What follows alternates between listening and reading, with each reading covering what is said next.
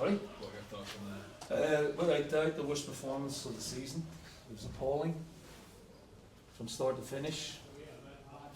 Awful goals, but the first one's awful, and then our play in general, our final ball, our execution, our quality was non-existent. Our mentality was poor, and they've given a game away to a team that, in the bottom half of the table are alright, but didn't really have to do a lot to win the game. So sometimes I take responsibility. I have to take responsibility for the team performance, but the players out there today have to look at themselves, because that is, you go from Hibs, you go from St Johnstone, and we warned them about coming off their levels. So we have got a mentality problem at the minute. There's no question about that. Is that harder to fix than Yes. other things? Yeah, our home form's been terrible. I don't know how many defeats that is, maybe 5 or 6 at home. That's unacceptable. That performance is unacceptable. So I have to find solutions to it. Obviously, it'd be difficult in the dressing room. I think you told them all these things after the game. Well, I'm not going to kid on it's alright, and they need to be told. I'm trying to rack my brains to think who would come out with any credit. Maybe Kieran and Abdullah, maybe. But that was an awful performance, and then we get let down by Hammy. Go down to 10 men so early in the second half, and it gives us a mountain to climb. But I'm looking at you talk about the young ones. It's the senior ones that let us down today, no question. How much did the timing of the red card change your plans? Yeah, it's a good question. Well, we had to obviously then think about, obviously trying to get a goal, trying to get back into the game, because we actually started the second half quite brightly, because again we had to, get a few messages across to them, and then obviously but the build up to it as well.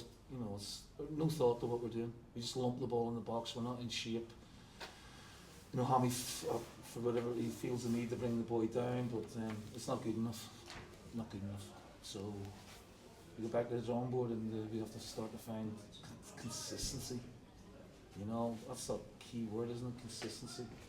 I can't blame it on young players, because the team we made one change from a great performance last week. So I have to go back and look at. Maybe we don't have it.